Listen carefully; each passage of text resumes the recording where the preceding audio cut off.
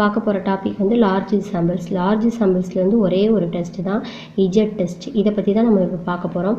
இதில் வந்து என்ன மாதிரி இருக்குது பாருங்கள். என் சாம்பிள்ஸ் வந்து 30யோட அதிகமாக தான் இருக்கும். அதில் வந்து ஸ்மால் சாம்பிள்ஸில் வந்து என் சாம்பிள்ஸ் வந்து கம்மியாக இருக்கும் 30யோட, இதில் வந்து அதிகமாக இருக்கும். அதுக்கடுத்து இதில் வந்து டிகிரிஸ் ஆஃப் ஃப்ரீடம் வந்து இதில் எல்லாமே சேம் தான். டிகிரிஸ் ஆஃப் ஃப்ரீடம் என்னது இன்ஃபினிட்டிவ் தான். சரியா? எப்பயுமே நம்ம வந்து மற்ற சம்ஸ்லலாம் decrease of freedom n-1 n-2 அந்த மாதிரி ஏதாவது போட்டு கண்டுபிடிப்போம். இதில் வந்து காமனாக வந்து டிகிரிஸ் ஆஃப் ஃப்ரீடம் வந்து இன்ஃபினிட்டிவ். ஓகேவா?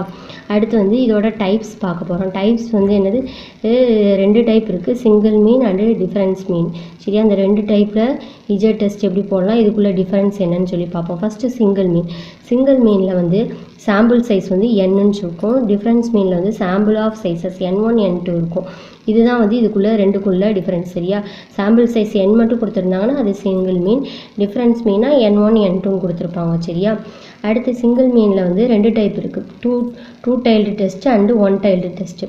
இப்போ இந்த 2 டைல்டு டெஸ்ட்டுக்கும் 1 டைல்டு டெஸ்ட்டுக்கும் காமனான உள்ள ஃபார்முலாஸ் அதை பார்த்துடலாம். ஓகேவா?